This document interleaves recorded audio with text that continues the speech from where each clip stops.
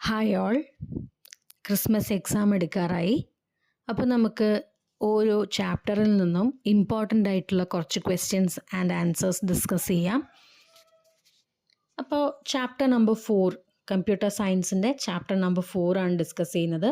Principles of programming and problem solving. ഇതിനകത്ത് നമുക്ക് മെയിനായിട്ട് വരുന്നത് ഫേസസ് ഇൻ പ്രോഗ്രാമിംഗ് എന്ന് പറയുന്ന ഒരു ക്വസ്റ്റ്യൻ ആണ്. സോ ഫേസസ് ഇൻ പ്രോഗ്രാമിംഗ് എന്ന് പറയുന്നതിന് ഒരു ഡയഗ്രാം ഉണ്ട്. ആ ഡയഗ്രാം നിങ്ങളുടെ മൈൻഡിൽ ഉണ്ടായിരിക്കണം. 7 സ്റ്റെപ്സ് വരുന്ന ഡയഗ്രാമാണ്. ആ 7 സ്റ്റെപ്സ് എന്തൊക്കെയാണെന്നൊന്ന് നോക്കാം. അതുപോലെ തന്നെ അതിനകത്തുള്ള ഡീറ്റെയിലിങ്ങും നമുക്ക് നോക്കാനുണ്ട്. സോ ഫസ്റ്റ് സ്റ്റെപ്പ് അല്ലെങ്കിൽ ഫസ്റ്റ് ഫേസ് എന്ന് പറയുന്നത് പ്രോബ്ലം ഐഡൻറ്റിഫിക്കേഷൻ ആണ്. നമുക്കൊരു ക്വസ്റ്റ്യൻ കിട്ടിക്കഴിഞ്ഞാൽ ആദ്യം ആ ക്വസ്റ്റ്യനെ ഡീറ്റെയിൽ ആയിട്ട് നമ്മൾ സ്റ്റഡി ചെയ്യണം. അതിനുശേഷം ഏകദേശം അതിൻ്റെ ഔട്ട്പുട്ട് എന്തായിരിക്കും എന്നുള്ളത് അസ്യൂം ചെയ്യണം. ആ ഔട്ട്പുട്ട് ജനറേറ്റ് ചെയ്യണം എന്നുണ്ടെങ്കിൽ എന്തൊക്കെ ഇൻപുട്ട് നമുക്ക് എടുക്കാനായിട്ട് പറ്റും എന്നുള്ളത് നോക്കണം. അതുപോലെ തന്നെ ഈ ഇൻപുട്ടിനെ എങ്ങനെ ഔട്ട്പുട്ടായിട്ട് പ്രോസസ്സ് ചെയ്യാൻ പറ്റും എന്നുള്ളതും കൂടെ നോക്കണം. ഈ 4 കാര്യങ്ങളെയാണ് നമ്മൾ പ്രോബ്ലം ഐഡൻറ്റിഫിക്കേഷൻ എന്ന് പറയുന്ന ഫേസിൽ എക്സ്പ്ലെയിൻ ചെയ്യുന്നത്. രണ്ടാമത്തെ സ്റ്റെപ്പ് നോക്കുക, preparing algorithms and flow charts. നമുക്ക് ഏകദേശം ക്വസ്റ്റ്യൻ്റെ ഒരു രൂപം കിട്ടിക്കഴിഞ്ഞാൽ നമ്മൾ അടുത്തതായിട്ട് അതിനെ സോൾവ് ചെയ്യാൻ വേണ്ടിയിട്ട് ഒരു അൽഗോരിതം അല്ലെങ്കിൽ ഒരു ഫ്ലോ ചാർട്ട് ഉണ്ടാക്കുകയാണ് വേണ്ടത്. ഈ അൽഗോരിതം അല്ലെങ്കിൽ ഫ്ലോ ചാർട്ട് എന്ന് പറയുന്നത് നമ്മുടെ പ്രോബ്ലം സോൾവ് ചെയ്യാനായിട്ടുള്ള സ്റ്റെപ്പ് ബൈ സ്റ്റെപ്പ് പ്രൊസീജിയറാണ്. രണ്ടിൻ്റെയും കൺസെപ്റ്റ് ഏകദേശം ഒരുപോലെ തന്നെയാണ് വരുന്നത്. ചെറിയൊരു രൂപവ്യത്യാസമുണ്ട് എന്ന് മാത്രമേ ഉള്ളൂ. അൽഗോരിതം എന്ന് പറഞ്ഞു കഴിഞ്ഞിട്ടുണ്ടെങ്കിൽ സ്റ്റെപ്പ് ബൈ സ്റ്റെപ്പ്, അതായത് സ്റ്റെപ്പിനൊക്കെ നമ്പർ ഇട്ടിട്ടായിരിക്കും നമ്മൾ കൊടുക്കുന്നത്. അതാണ് അൽഗോരിതം എന്ന് പറയുന്നത്. അതേസമയം ഫ്ലോ ചാർട്ട് എന്ന് വെച്ചാലോ അൽഗോരിതത്തിൻ്റെ പിക്ചോറിയൽ റെപ്രസെൻറ്റേഷൻ ആയിരിക്കും ഫ്ലോ ചാർട്ട് എന്ന് പറയുന്നത്. അപ്പോൾ അൽഗോരിതവും ഫ്ലോ ചാർട്ടും എന്താണ്, രണ്ടും തമ്മിലുള്ള വ്യത്യാസം എന്താണ് എന്നുള്ളത് നിങ്ങളുടെ മൈൻഡിലുണ്ടാവണം. ആൻഡ് അൽഗോരിതം എന്ന് പറയുന്നത് നമ്മുടെ ഒരു അറബ് മാത്തമാറ്റീഷ്യൻ ആയിട്ടുള്ള Abu Jafar Muhammad ibn Musa al ഖവാരിസ്മിയാണ് ഒറിജിനേറ്റ് ചെയ്തിരിക്കുന്നത്. ഓക്കെ, ദെൻ കുറച്ച് ക്യാരക്ടറിസ്റ്റിക്സ് ഉണ്ട്. അൽഗോരിതം എഴുതണം അല്ലെങ്കിൽ അൽഗോരിതം പ്രിപ്പയർ ചെയ്യണം എന്നുണ്ടെങ്കിൽ we have to follow some characteristics. അതിൽ എന്തൊക്കെയാണ് ക്യാരക്ടറിസ്റ്റിക്സ് എന്നുള്ളത് നമുക്കൊന്ന് നോക്കാം. ഒന്നാമത്തെ കാര്യം, സ്റ്റാർട്ടിംഗ് സ്റ്റെപ്പ്, അതായത് സ്റ്റെപ്പ് 1 എന്ന് പറയുന്നത് സ്റ്റാർട്ട് എന്നും ഏറ്റവും ലാസ്റ്റുള്ള സ്റ്റെപ്പ് സ്റ്റോപ്പ് എന്നുമായിരിക്കും നമ്മൾ ഡിക്ലെയർ ചെയ്യുന്നത്. അതുപോലെ തന്നെ രണ്ടാമത്തെ സ്റ്റെപ്പ് ഇൻപുട്ടുകളെ കളക്ട് ചെയ്യാൻ വേണ്ടിയിട്ട് യൂസ് ചെയ്യും. ആൻഡ് അതുപോലെ തന്നെ കളക്ട് ചെയ്യുന്ന ഇൻപുട്ടൊക്കെ സ്റ്റോർ ചെയ്യാൻ വേണ്ടിയിട്ട് നമ്മൾ വേരിയബിൾസിനെ ഡിക്ലെയർ ചെയ്യും. വളരെ സിമ്പിളും ക്ലിയറും ആയിട്ടുള്ള സ്റ്റെപ്സ് ആയിരിക്കും നമ്മൾ അൽഗോരിതത്തിൽ ഫോളോ ചെയ്യാൻ പോകുന്നത്. അതുപോലെ തന്നെ ഫൈനൈറ്റ് ടൈമിൽ എല്ലാ സ്റ്റെപ്സും സഫിഷ്യൻ്റ് ആയിട്ട് നമുക്ക് ക്യാരിഡ് ഔട്ട് ചെയ്യാൻ പറ്റണം. അതുപോലെ തന്നെ റിപ്പീറ്റേഷൻ ഉണ്ടെങ്കിലും അത് ഫൈനൈറ്റ് ടൈമിൽ ഫൈനൈറ്റ് നമ്പർ ഓഫ് റിപ്പീറ്റേഷൻസ് ആയിട്ട് എൻഡ് ചെയ്യണം. ആൻഡ് പരിപാടി കഴിയുമ്പം നമുക്ക് ഡെഫിനറ്റ് ആയിട്ടും ഒരു ഔട്ട്പുട്ട് കിട്ടിയിരിക്കണം. ഇത്രയുമാണ് ക്യാരക്ടറിസ്റ്റിക്സ് വരുന്നത്. ഇനി നമുക്ക് ചില വേർഡ്സ് പഠിച്ചു വയ്ക്കാം. ചിലപ്പോൾ നമ്മളോട് ഒരു പ്രോസസ്സ് തന്നിട്ട് ഈ പ്രോസസ്സിൻ്റെ അൽഗോരിതം പ്രിപ്പയർ ചെയ്യാൻ വേണ്ടി പറഞ്ഞു കഴിഞ്ഞാൽ അതിന് നമുക്ക് യൂസ് ചെയ്യാൻ പറ്റിയ ഇൻസ്ട്രക്ഷൻസ് അല്ലെങ്കിൽ അതിൻ്റെ ടൈപ്സ് എന്തൊക്കെയാണെന്ന് നമുക്കറിയണം. സോ എന്തൊക്കെയാണ് ടൈപ്പ് ഓഫ് ഇൻസ്ട്രക്ഷൻസ് എന്ന് നോക്കാം. നമ്മൾ ഇൻപുട്ടിന് പകരം യൂസ് ചെയ്യുന്ന വാക്കുകളാണ് ആക്സെപ്റ്റ് അല്ലെങ്കിൽ റീഡ്. ഔട്ട്പുട്ടിന് പകരം യൂസ് ചെയ്യുന്ന വാക്കുകളാണ് പ്രിൻറ്റ്, ഡിസ്പ്ലേ അല്ലെങ്കിൽ റൈറ്റ്. എന്തെങ്കിലും ഇൻപുട്ടിനെ വേരിയബിളിലേക്ക് അസൈൻ ചെയ്യാൻ വേണ്ടിയിട്ട് നമ്മൾ യൂസ് ചെയ്യുന്ന വാക്കാണ് സ്റ്റോർ. ഈ ഒരു സ്റ്റോർ ചെയ്യാൻ വേണ്ടി നമ്മൾ യൂസ് ചെയ്യുന്ന ഓപ്പറേഷനെ പറയുന്ന പേരാണ് അസൈൻമെൻറ്റ് ഓപ്പറേഷൻ. അതുപോലെ തന്നെ ചില സമയങ്ങളിൽ ചില വാല്യൂസിനെ, ചില വേരിയബിൾസിനെ നമുക്ക് കമ്പയർ ചെയ്യാൻ വരുന്ന രീതിയിലുള്ള ക്വസ്റ്റ്യൻസ് ഉണ്ടാവാറുണ്ട്. അപ്പോൾ അതിനു വേണ്ടി യൂസ് ചെയ്യുന്ന വേർഡാണ് കമ്പയർ. കമ്പാരിസൺ ഓപ്പറേഷൻസ് ഒക്കെ ചെയ്യുന്നത് എന്ത് ഓപ്പറേഷൻസ് യൂസ് ചെയ്തിട്ടാണ്? ലോജിക്കൽ ഓപ്പറേഷൻസ് എന്ന് പറയുന്ന കാറ്റഗറി യൂസ് ചെയ്തിട്ടാണ്. ഇനി ഫ്ലോ ചാർട്ട്. ഫ്ലോ ചാർട്ട് എന്ന് പറഞ്ഞാൽ നമ്മൾ ഓൾറെഡി പറഞ്ഞു, it's A pictorial representation of algorithm. അപ്പോൾ ഈ പിക്ചോറിയൽ റെപ്രസെൻറ്റേഷനകത്ത് എന്തൊക്കെ വരാം?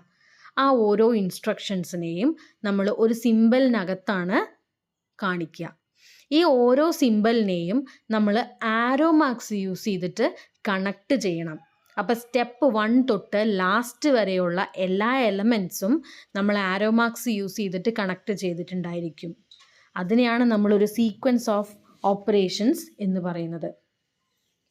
അപ്പോൾ ഈ സീക്വൻസ് ഓഫ് ഓപ്പറേഷൻസ് നടക്കുന്ന സമയത്ത് നമ്മൾ യൂസ് ചെയ്യുന്ന സിമ്പിൾസ് എന്തൊക്കെയാണ് എന്നുള്ളത് നമ്മൾ അറിഞ്ഞിരിക്കണം. പലവട്ടം ചോദിച്ചിട്ടുള്ള ഒരു ചോദ്യമാണ് എന്താണ് ഫ്ലോ ചാർട്ടിലുള്ള സിമ്പിൾസ് എന്നുള്ളത്. സോ ആൻസി അഥവാ American National Standards Institute standardised ആയിട്ട് സ്വീകരിച്ചിട്ടുള്ള സിമ്പിൾസ് ആണ് തന്നിരിക്കുന്നത്. ആദ്യത്തെ ഷേപ്പാണ് ഒരു ഓവൽ ഷേപ്പ്. ഇതിനെ നമുക്ക് ടെർമിനൽ എന്നോ എലിപ്സ് എന്നോ പറയാം. ഇത് ഒരു അൽഗോരിതത്തിൻ്റെ ഏറ്റവും സ്റ്റാർട്ട് അല്ലെങ്കിൽ ഏറ്റവും എൻഡ് പോയിന്റ് കാണിക്കാൻ വേണ്ടിയിട്ട് ഫ്ലോ ചാർട്ടിൽ യൂസ് ചെയ്യുന്ന സിമ്പിളാണ്. അതുപോലെ തന്നെ അടുത്തതാണ് ഒരു പാരലലോഗ്രാം.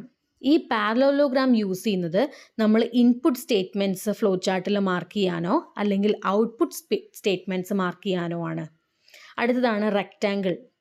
നമുക്ക് എന്തെങ്കിലും പെർട്ടിക്കുലർ പ്രോസസ്സ് അല്ലെങ്കിൽ എന്തെങ്കിലും കാൽക്കുലേഷൻസ് കാര്യങ്ങളൊക്കെ ചെയ്യണമെങ്കിൽ ഈ ഒരു സിമ്പിളാണ് യൂസ് ചെയ്യുക. അടുത്തതാണ് ഡയമണ്ട് ഷേപ്പ്. ഇതിനെ നമ്മൾ റോംബസ് എന്നും പറയാറുണ്ട്. ഇത് നമ്മൾ യൂസ് ചെയ്യുന്നത് ഒരു ഡിസിഷൻ അല്ലെങ്കിൽ ഒരു കമ്പാരിസൺ സ്റ്റേറ്റ്മെൻ്റ് ഒക്കെ ചെയ്യുന്ന സമയത്താണ്. ഡിസിഷൻ എന്നതിനെ പറയാൻ കാരണം എന്താണെന്ന് വെച്ചിട്ടുണ്ടെങ്കിൽ നമുക്കിപ്പം വോട്ടിങ്ങിൻ്റെ ഒരു പ്രോഗ്രാം ചെയ്യാനുണ്ട്. അപ്പോൾ 18-നേക്കാളും മുകളിലുള്ള ഏജ് ആണെങ്കിൽ ഹി ക്യാൻ വോട്ട്, അല്ലെങ്കിൽ ഹി ക്യാൻ നോട്ട് വോട്ട് എന്ന് കാണിക്കണം. അത്തരം സിറ്റുവേഷനിൽ നമുക്ക് 2 വഴിയിലേക്കും ആരോ മാർക്സ് യൂസ് ചെയ്ത് കണക്ഷൻസ് ചെയ്യേണ്ടതായിട്ട് വരാറുണ്ട്. അപ്പോൾ നമ്മൾ യൂസ് ചെയ്യുന്നതാണ് ഈ പറഞ്ഞ ഡയമണ്ട് ഷേപ്പ് അഥവാ ഡിസിഷൻ മേക്കിംഗ് സ്റ്റേറ്റ്മെൻറ്റിന് യൂസ് ചെയ്യുന്ന ഷേപ്പ്. ഇനി ഈ പറഞ്ഞ എല്ലാവരെയും തമ്മിൽ കണക്ട് ചെയ്യുന്ന നമ്മുടെ ഫ്ലോ ലൈൻസ് ആണ് അല്ലെങ്കിൽ ആരോ ലൈൻസ് ആണ് തൊട്ടടുത്ത് തന്നിരിക്കുന്നത്. 4 ഭാഗത്തേക്കുള്ള ആരോ ലൈൻസ് തന്നിട്ടുണ്ട്. അതിൽ ആരോ ലൈൻസ് യൂസ് ചെയ്ത് നമുക്ക് കണക്ഷൻസ് എസ്റ്റാബ്ലിഷ് ചെയ്യാനായിട്ട് പറ്റും. ഇനി ചില കോംപ്ലെക്സ് ആയിട്ടുള്ള ഫ്ലോ ചാർട്ട്സ് അല്ലെങ്കിൽ നമുക്ക് ചിലപ്പം ഡ്രോ ചെയ്ത് വരുമ്പം സ്ഥലം തികയാത്ത രീതിയിൽ പേജിൽ നിൽക്കുന്ന ഫ്ലോ ചാർട്ട്സ് ഒക്കെ നമുക്ക് അടുത്ത പേജിൽ കണ്ടിന്യൂ ചെയ്യേണ്ടതായിട്ട് വരും. അപ്പോൾ നമ്മൾ ഒരു പരസ്പര ബന്ധം ഇല്ലാത്ത രീതിയിൽ വരച്ചു കഴിഞ്ഞാൽ ആ ഫ്ലോ ചാർട്ട് എന്തിൻ്റെ കണ്ടിന്യൂവേഷനാണ്, അതെങ്ങനെയാണ് വരുന്നത് എന്നുള്ള യാതൊരു ധാരണയും നമുക്ക് കിട്ടിക്കൊള്ളണമെന്നില്ല. അപ്പോൾ അതിന് നമ്മൾ യൂസ് ചെയ്യുന്ന ഒരു സോൾവിങ് ഏജൻ്റാണ് ഈ പറഞ്ഞ കണക്റ്റേഴ്സ് എന്ന് പറയുന്നത്. അപ്പോൾ ഒരു പെയറായിട്ടാണ് അത് വരിക. ഒരു ചെറിയൊരു റൗണ്ട് ഐക്കണും ആ ഐക്കണിൻ്റെ കൂടെ ആരോ മാർക്കുമാണ് നമ്മുടെ കണക്റ്റർ എന്ന് പറയുന്നത്. 2 കണക്റ്റേഴ്സ് അവിടെ കൊടുത്തിട്ടുണ്ട്. അതിലെ ഫസ്റ്റ് കണക്റ്റർ എന്ന് പറയുന്നത് ഒരു പേജിൻ്റെ എൻഡിൽ നമ്മൾ കൊടുക്കുന്നതാണ്. അടുത്ത പേജിൽ അത് കണ്ടിന്യൂ ചെയ്യുമ്പോൾ 2ാമത്തെ സിമ്പിളാണ് നമ്മൾ കൊടുക്കേണ്ടത്. ഇത്രയുമാണ് ഫ്ലോ ചാർട്ടിനെ പറ്റി നമുക്ക് ഡിസ്കസ് ചെയ്യാനായിട്ടുള്ളത്. നെക്സ്റ്റ് വരുന്നത് കുറച്ച് അഡ്വാൻറ്റേജസും അതുപോലെ തന്നെ ഡിസഡ്വാൻറ്റേജസുമാണ്. എന്തൊക്കെയാണ് അഡ്വാൻറ്റേജസ് എന്ന് നോക്കാം. Best communication. എന്തുകൊണ്ടാണ്? ഏറ്റവും സിംപിളർ മെത്തേഡിൽ ലോജിക്ക് എക്സ്പ്ലെയിൻ ചെയ്ത് തരുന്നുണ്ട്. Effective analysis. അതിൻ്റെ ഫ്ലോ എന്ന് പറയുന്നത് ഫ്ലോ ലൈൻസ് യൂസ് ചെയ്തിട്ട് മിനിമൽ എഫേർട്ടിൽ കംപ്ലീറ്റ് ചെയ്യാൻ പറ്റുന്നുണ്ട്. എഫക്റ്റീവ് സിന്തസിസ്, അതായത് ഡിഫറെൻറ്റ് മൊഡ്യൂൾസിനെ നമുക്ക് വേണമെങ്കിൽ ഡിവൈഡ് ചെയ്തിട്ട് കംപ്ലീറ്റ് ചെയ്യാം, എന്നിട്ട് അതിനെ അസംബിൾ ചെയ്യാം ടുഗെദറായിട്ട്. അടുത്തത് എഫിഷ്യൻറ്റ് കോഡിങ്. ഒരു സ്റ്റെപ്പും നമുക്ക് അതിൽ അവോയ്ഡ് ചെയ്യാൻ ആക്ച്വലി ഉണ്ടാവില്ല. കാരണം എന്താണ്? ഏറ്റവും സിമ്പിളായിട്ടുള്ളൊരു മെത്തേഡിലാണ് ആ അൽഗോരിതമോ അല്ലെങ്കിൽ ഫ്ലോ ചാർട്ടോ നമ്മൾ പ്രിപ്പയർ ചെയ്തിട്ടുണ്ടായിരിക്കുക. അനാവശ്യമായിട്ടുള്ള ഒരു സ്റ്റെപ്പുകളും അതിനകത്ത് നമ്മൾ ഇൻക്ലൂഡ് ചെയ്തിട്ടുണ്ടാവില്ല. നെക്സ്റ്റ് ആണ് ലിമിറ്റേഷൻസ്. എന്തൊക്കെയാണ് ലിമിറ്റേഷൻസ്? ഒന്ന്, ടൈം കൺസ്യൂമിങ് ആണ്. എപ്പോൾ വലിയ ലാർജ് കോംപ്ലെക്സ് പ്രോഗ്രാംസ് ഒക്കെ ചെയ്യുന്ന സമയത്ത് ആ അൽഗോരിതത്തിന് വേണ്ടിയിട്ടുള്ള പ്രിപ്പറേഷൻ ടൈം എന്ന് പറയുന്നത് അധികമായിരിക്കും. അതുപോലെ തന്നെ പ്രത്യേകിച്ച് എന്തെങ്കിലും ഒരു മോഡിഫിക്കേഷൻ വന്നു, പെട്ടെന്ന് ഏതെങ്കിലും ഒരു സ്റ്റെപ്പിൽ ഒരു ചേഞ്ച്, ഒരു മോഡിഫിക്കേഷൻ വന്നു കഴിഞ്ഞാൽ അതിന് ശേഷമുള്ള കംപ്ലീറ്റ് ഫ്ലോ ചാർട്ടിലും ചേഞ്ചസ് അപ്പിയർ ആവും. ശേഷം എന്ന് മാത്രമല്ല, മുമ്പിലും ഉണ്ടായിരിക്കാം. ചിലപ്പം എക്സ്ട്രാ ഒരു വേരിയബിൾ അപ്പിയർ ആവുക എന്നുണ്ടെങ്കിൽ നമുക്ക് എന്ത് ചെയ്യേണ്ടി വരും? സ്റ്റാർട്ട് എന്ന് പറയുന്ന സ്റ്റെപ്പ് കഴിയുന്ന ഉടനെ തൊട്ട് ഫുള്ളി നമ്മൾ മോഡിഫൈ ചെയ്യേണ്ടി വന്നേക്കാം. ഇത് രണ്ടുമാണ് മെയിനായിട്ട് നമുക്ക് പറയേണ്ട ലിമിറ്റേഷൻസ്. അതുപോലെ തന്നെ ഒരു സ്റ്റാൻഡേർഡ്സ് ഇല്ല. ഇതിൻ്റെ ഒരു എമൗണ്ട് ഡിറ്റർമൈൻ ചെയ്യാൻ വേണ്ടിയിട്ട് നമുക്കൊരു മെയിൻ ആയിട്ടുള്ള സ്റ്റാൻഡേർഡ്സ് ഒന്നും അവൈലബിൾ അല്ല. ഇനിയിപ്പം പലരും പല രീതിയിലായിരിക്കും അൽഗോരിതംസ് ഒക്കെ ഫില്ല് ചെയ്യുന്നത്. നമുക്ക് അത് തെറ്റാണ് എന്ന് പറയാൻ പറ്റില്ല. ഓക്കെ, നമുക്കൊരു ഇൻപുട്ട് കളക്ട് ചെയ്യണം, അതിന് ആക്യുറേറ്റ് ആയിട്ടുള്ള ഔട്ട്പുട്ട് ജനറേറ്റ് ചെയ്യണം. ചിലപ്പോൾ അതിന് പല മെത്തേഡ്സും ഉണ്ടായിരിക്കാം. അപ്പോൾ പല മെത്തേഡ്സ് യൂസ് ചെയ്തിട്ടും ഇത് നമുക്ക് സോൾവ് ചെയ്യാൻ പറ്റും. ഈ ഒരു പ്രോബ്ലം സോൾവ് ചെയ്യാൻ ഈ മെത്തേഡേ ഉള്ളൂ എന്ന് നമുക്ക് പറയാൻ പറ്റില്ല. ഓക്കെ, ഇനി അടുത്ത സ്റ്റെപ്പ് എന്താണ്? Coding using programming languages. അപ്പം നമ്മുടെ കയ്യിലുള്ള അൽഗോരിതം അല്ലെങ്കിൽ ഫ്ലോ ചാർട്ട് ഇതൊക്കെ നമുക്ക് എന്ത് വെച്ച് മാറ്റണം?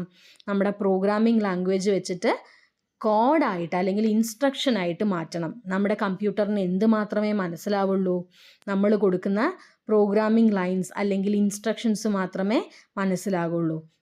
ഈ മനസ്സിലാകുന്ന instruction lines actually high level ലാംഗ്വേജിലായിരിക്കും ഉണ്ടായിരിക്കുക, ഈ സോഴ്സ് കോഡ് എന്ന് പറയുന്നത്. ആൻഡ് അതിനെ നമ്മൾ സോഴ്സ് ഫയലായിട്ട് കമ്പ്യൂട്ടറിലേക്ക് എൻ്റർ ചെയ്ത് കഴിഞ്ഞിട്ടുണ്ടെന്നുണ്ടെങ്കിൽ ഓട്ടോമാറ്റിക്കലി അത് മെഷീൻ കോഡായി കൺവേർട്ട് ചെയ്ത് നമ്മുടെ കമ്പ്യൂട്ടർ അത് ഐഡൻറ്റിഫൈ ചെയ്തോളും. അപ്പോൾ ഇത് ഐഡൻറ്റിഫൈ ചെയ്യണം എന്നുണ്ടെങ്കിൽ അതിനകത്ത് എന്ത് വേണം? ഒരു ട്രാൻസ്ലേറ്റർ വേണം. നമ്മുടെ ഹൈ ലെവൽ ലാംഗ്വേജിനെ മെഷീൻ ലാംഗ്വേജിലേക്ക് കൺവേർട്ട് ചെയ്യാൻ വേണ്ടിയിട്ട് യൂസ് ചെയ്യുന്ന ആ ഒരു സ്റ്റെപ്പാണ് ഈ ട്രാൻസ്ലേഷൻ എന്ന് പറയുന്ന സ്റ്റെപ്പ്. സോ ട്രാൻസ്ലേഷൻ എന്താ ചെയ്യുന്നതെന്ന് നല്ലോണം ആലോചിച്ച് വെക്കുക. ട്രാൻസ്ലേഷൻ നമ്മുടെ ഹൈ ലെവൽ പ്രോഗ്രാമിംഗ് ലാംഗ്വേജിനെ മെഷീൻ കോഡിലേക്ക് മാറ്റും. എന്തുകൊണ്ടാണ് ഹൈ ലെവൽ പ്രോഗ്രാമിംഗ് ലാംഗ്വേജിനെ നമ്മുടെ എന്ന് പറഞ്ഞത്?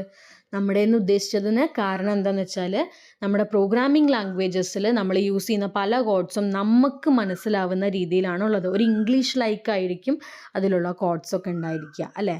അതുകൊണ്ടാണ് നമ്മളതിനെ ഹൈ ലെവൽ പ്രോഗ്രാമിംഗ് ലാംഗ്വേജ് എന്ന് പറയുന്നത്. ഓക്കെ, ഇനി ഇത് നമ്മൾ സിസ്റ്റത്തിലേക്ക് കൊടുക്കണം. സിസ്റ്റത്തിന് അത് മനസ്സിലാവണം എന്നുണ്ടെങ്കിൽ മെഷീൻ കോഡാണ് സിസ്റ്റത്തിന് മനസ്സിലാവുന്നത്. ഇനി ഇതിന് രണ്ടിനും ഇടയ്ക്ക് മറ്റൊരാളും കൂടി ഉണ്ട്, assembly code. Okay, assembly language. ഇനി അടുത്ത സ്റ്റെപ്പ് എന്താണെന്ന് നോക്കാം. ഡീബഗ്ഗിങ്. നമ്മൾ ഈ കൊടുത്തിരിക്കുന്ന കോഡ്, സോഴ്സ് ഫയൽ അല്ലെങ്കിൽ സോഴ്സ് കോഡ് എന്ന് പറയുന്നതിനെ കംപ്ലീറ്റ്ലി ഡീബഗ് ചെയ്ത് എന്തെങ്കിലും എറർ ഉണ്ടെങ്കിൽ അതിനെ ഡിസ്കവർ ചെയ്യും, എന്നിട്ട് അതിനെ കറക്റ്റ് ചെയ്യും. അതിനുശേഷം ബഗ്സ് ഒന്നും ഇല്ല എന്ന് ഉറപ്പ് വരുത്തതിന് ശേഷം നമ്മളതിനെ വീണ്ടും സിസ്റ്റത്തിലേക്ക് തന്നെ കൊടുക്കുന്ന കൺസെപ്റ്റിനെയാണ് ഡീബഗ്ഗിങ് എന്ന് പറയുന്നത്. സോ ബഗ്സ് ഒന്നും ഇല്ലാതെ ക്ലിയർ ആയിട്ട് നമ്മുടെ പ്രോഗ്രാം എക്സിക്യൂട്ട് ചെയ്യണം എന്നുണ്ടെങ്കിൽ ആര് വർക്ക് ചെയ്യണം? ഡീബഗ്ഗിങ് എന്ന് പറയുന്ന ഏരിയ, ആ ഒരു സ്റ്റെപ്പ് കൂടെ വർക്ക് ചെയ്യണം. അപ്പോൾ ഈ ഡീബഗ്ഗിങ് എന്ന് പറയുന്ന സമയത്ത് നമുക്ക് കുറച്ച് ടൈപ്പ് ഓഫ് പ്രോഗ്രാം എറേഴ്സ് ഒന്ന് നോട്ട് ചെയ്ത് വെക്കാം. എന്തൊക്കെയാണ് പ്രോഗ്രാമിൽ വരുന്ന എറേഴ്സ് മെയിനായിട്ട്? ഒന്ന്, നമുക്ക് ഫസ്റ്റ് ടൈപ്പ് ഓഫ് എററിൻ്റെ ഏരിയ നോക്കിയാൽ കാണാം, സിൻടാക്സ് എറർ. എന്താണ് സിൻടാക്സ്? ഒരു പ്രോഗ്രാം നമ്മൾ ചെയ്യുന്ന സമയത്ത് അതിനുള്ള എറേഴ്സ് എന്ന് പറയുന്നത് ചിലപ്പോൾ അതിനുള്ള ലൈനിലുള്ള ചേഞ്ചസ് ആയിരിക്കും. ഇപ്പോൾ പ്രിൻറ്റ് എന്ന് പറയുന്ന ഒരു സ്പെല്ലിങ്ങിന് പകരം ഞാൻ പ്രിന്റ് എന്ന് മാത്രമേ കൊടുത്തുള്ളൂ. It's a syntax error. അല്ലെങ്കിൽ ഒരു ബ്രാക്കറ്റ് ഇടുന്ന സ്ഥലത്ത് ഞാൻ ബ്രാക്കറ്റ് ഇട്ടില്ല, കേളി ബ്രാക്കറ്റിന് പകരം ഞാനൊരു ബ്രേസ് ആണ് ഓപ്പൺ ചെയ്തത്. ഓക്കെ, സോ ഇത്തരം ചേഞ്ചസിനെയൊക്കെ നമ്മൾ സിൻടാക്സ് എറർ എന്നാണ് പറയുന്നത്. ഇനി നെക്സ്റ്റ് ആണ് സെമാൻറ്റിക് എറർ. സെമാൻറ്റിക് എറർ എന്ന് പറയുന്ന സമയത്ത് നമ്മൾ അതിനകത്ത് കൊടുക്കുന്നത് എന്തായിരിക്കും? ഒരു improper use of program statements ആയിരിക്കും. അപ്പോൾ നമ്മൾ എന്തെങ്കിലും ഒരു കമൻറ്റിൻ്റെ കൂടെ അനാവശ്യമായിട്ടൊരു സിമ്പിൾ ആഡ് ചെയ്യുകയാണ്, അങ്ങനത്തെ സിമ്പിൾസ് ആക്ച്വലി അവിടെ ആവശ്യമില്ല. സോ ആ ടൈപ്പ് ഓഫ് എറേഴ്സിനെയാണ് നമ്മൾ സിൻടാക്സ് എറേഴ്സ് എന്ന് പറയുന്നത്. അടുത്തതാണ് ലോജിക്കൽ എറർ. ലോജിക്കൽ എറർ എന്ന് പറഞ്ഞു കഴിഞ്ഞിട്ടുണ്ടെങ്കിൽ നമ്മുടെ കയ്യിൽ നിന്ന് വന്നു പോകുന്ന മിസ്റ്റേക്സ്, ലൈക്ക് നമ്മളിപ്പം വോട്ടിങ്ങിൻ്റെ നേരത്തെ ഒരു എക്സാമ്പിൾ പറഞ്ഞു. ഏജ് 18 അതിന് മുകളിലോ ആണെങ്കിൽ ഒരാൾക്ക് വോട്ട് ചെയ്യാം എന്നാണ് നമ്മുടെ കണക്ക്. അതേസമയം നമ്മൾ ജനറേറ്റ് ചെയ്യുന്ന കമ്പാരിസൺ സ്റ്റേറ്റ്മെൻറ്റിനകത്ത് if age less than or equal to 17 അയാൾക്ക് വോട്ട് ചെയ്യാം എന്ന് ഞാൻ കമൻറ്റ് കൊടുത്തു കഴിഞ്ഞാൽ, പ്രിൻ്റ് സ്റ്റേറ്റ്മെൻറ്റ് കൊടുത്തു കഴിഞ്ഞാൽ അവിടെ ഞാൻ കൊടുത്ത എൻ്റെ ലോജിക്കാണ് തെറ്റിയത്, അല്ലേ? ഞാൻ കൊടുത്ത ലെസ് ദാൻ എന്ന് പറയുന്ന സിമ്പിളാണ് അവിടെ തെറ്റിയത്. അത്തരം എറേഴ്സിനെയാണ് നമ്മൾ എന്തെന്ന് പറയുന്നത്? ലോജിക്കൽ എറർ എന്ന് പറയുന്നത്. അപ്പോൾ മെയിനായിട്ട് നമുക്കതിനെ വീണ്ടും ഒന്നും കൂടെ കൺക്ലൂഡ് ചെയ്യാം. ഒന്ന് കമ്പൈൽ ടൈം എറേഴ്സാണ്, ഒന്ന് റൺ ടൈം എറേഴ്സാണ്. കമ്പൈൽ ടൈം എന്ന് പറഞ്ഞാൽ അതിൽ വരുന്നതാണ് സിൻടാക്സ് എററും അല്ലെങ്കിൽ സെമാൻറ്റിക് എററും ഒക്കെ.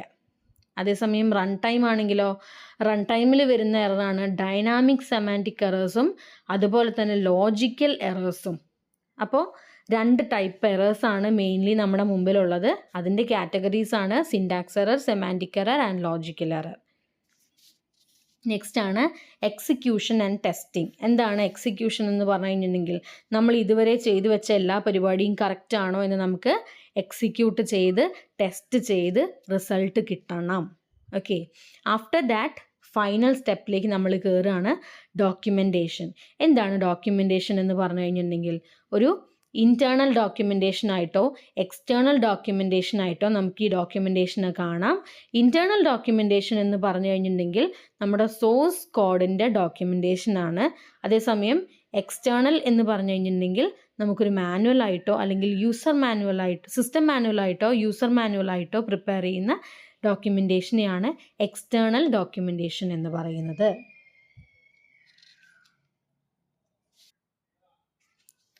ഇനി ഇമ്പോർട്ടൻ്റ് ആയിട്ട് നമുക്ക് വരുന്ന ഒരു ക്വസ്റ്റ്യൻ എന്ന് പറഞ്ഞു കഴിഞ്ഞിട്ടുണ്ടെങ്കിൽ ഏതെങ്കിലും ഒരു പെർട്ടിക്കുലർ ക്വസ്റ്റ്യൻ തന്ന് അതിനെ സോൾവ് ചെയ്യിക്കുക എന്നുള്ളൊരു മെത്തേഡാണ്. അപ്പോൾ നമുക്ക് കുറച്ച് അൽഗോരിതത്തിൻ്റെ എക്സാമ്പിളാണ് ഇവിടെ കാണുന്നത്. സോ അൽഗോരിതം ഞാൻ പറഞ്ഞു സ്റ്റെപ്പ് 1 സ്റ്റെപ്പ് 2 എന്ന് പറഞ്ഞിട്ടാണ് എഴുതുന്നത്. ഇപ്പം നമ്മുടെ മുമ്പിൽ ഇതാ അൽഗോരിതം നമ്പർ 1 ഒരു പെർഫോമൻസ് ഇവാലുവേഷൻ്റെ ഏരിയയിൽ ഒരു അൽഗോരിതം കിടക്കുന്നുണ്ട്. ആ അൽഗോരിതം നമ്പർ 1 ഒന്ന് നോക്കുക. സ്റ്റെപ്പ് 1 സ്റ്റാർട്ട് എന്ന് കൊടുത്തിട്ടുണ്ട്.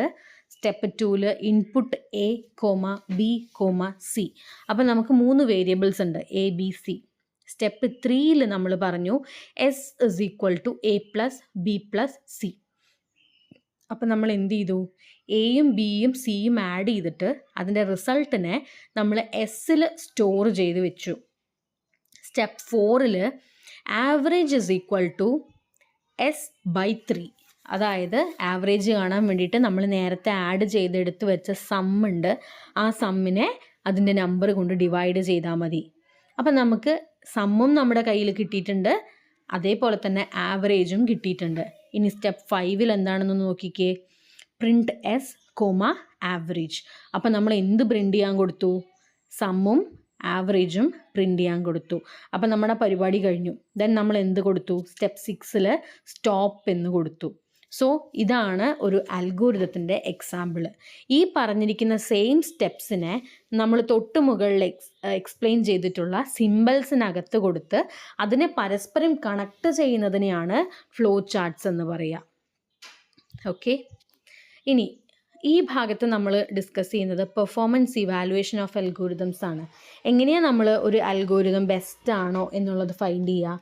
ഒന്നാമത്തെ കാര്യം, ഏറ്റവും മിനിമൽ സ്റ്റെപ്പിൽ നമ്മളത് കംപ്ലീറ്റ് ചെയ്യണം. അപ്പോൾ ഇതിൻ്റെ നമ്പർ ഓഫ് സ്റ്റെപ്സ് എത്രയുണ്ടെന്ന് നോക്കുക. ചിലപ്പം ഒരു നമ്പറിൻ്റെ വ്യത്യാസത്തിലൊക്കെ അങ്ങോട്ടോ ഇങ്ങോട്ടോ ഒക്കെ നിൽക്കാം. അപ്പോൾ ചില സിറ്റുവേഷനിൽ സെയിം നമ്പർ ആയിരിക്കും. അപ്പോൾ ഈ സെയിം നമ്പർ ആവുമ്പം നമ്മൾ എന്ത് ചെയ്യണം? ആവശ്യത്തിനുള്ള എല്ലാ വേരിയബിൾസും യൂസ് ചെയ്തിട്ടുണ്ടോ എന്നുള്ളത് നോക്കണം. ഇപ്പോൾ ഈ ഒരു കേസിൽ തന്നെ നോക്കിക്കേ, നമ്മളിവിടെ എസ്സും ആവറേജും യൂസ് ചെയ്തു. അതുപോലെ തൊട്ടടുത്ത് അൽഗോരിതം 2 എന്ത് കാണുന്നുണ്ട്? എസ്സും ആവറേജും ഉണ്ട്. പക്ഷേ അൽഗോരിതം 2 ഒരു പ്രശ്നം പറ്റിയിട്ടുണ്ട്. എന്താണ്? ആ സ്റ്റെപ്പ് 4 ഒന്ന് നോക്കിക്കേ. ആവറേജ് ഇസ് ഈക്വൽ ടു ബ്രാക്കറ്റിനകത്ത് എന്താ കൊടുത്തിരിക്കുന്നത്? A+B+C/3. അപ്പോൾ ഈ A+B+C നമ്മൾ ആദ്യം എസ്സിൽ സ്റ്റോർ ചെയ്തിട്ടുണ്ട്. അപ്പം നമുക്ക് ആ എസ്സിനെ വിളിച്ചാൽ മതി അല്ലേ? S/3 എന്ന് കൊടുത്താൽ മതി. അപ്പോൾ ഇത്തരം കോംപ്ലിക്കേഷൻസ് കൊടുക്കുന്ന സമയത്ത് അതൊരു നല്ല പെർഫോമൻസ് ആണ് എന്ന് നമുക്ക് പറയാൻ പറ്റില്ല. അപ്പം നമ്മൾ 2 രീതിയിലാണ് കാൽക്കുലേറ്റ് ചെയ്യുന്നത്. ഒന്ന് നമ്പർ ഓഫ് സ്റ്റെപ്സ്. ഓക്കെ, ഇനി എണ്ണം സെയിം ആണ് എന്നുണ്ടെങ്കിൽ യൂസ് ചെയ്തിരിക്കുന്ന എല്ലാ വേരിയബിൾസിനെയും കറക്റ്റായിട്ട് കോൾ ചെയ്തിട്ടുണ്ടോ, അല്ലെങ്കിൽ അതിൻ്റെ യൂസേജ് ഓക്കെ ആയിട്ട് എടുത്തിട്ടുണ്ടോ, അല്ലെങ്കിൽ എന്തെങ്കിലും ചുമ്മാ ഡിക്ലെയർ ചെയ്ത് അങ്ങ് ഇട്ടിട്ടുണ്ടോ എന്നുള്ള കാര്യം. അപ്പോൾ ഈ ഒരു ചാപ്റ്ററിൽ ഇത്രയുമാണ് നമുക്ക് മെയിനായിട്ട് പഠിക്കാനുള്ളത്. Thank you.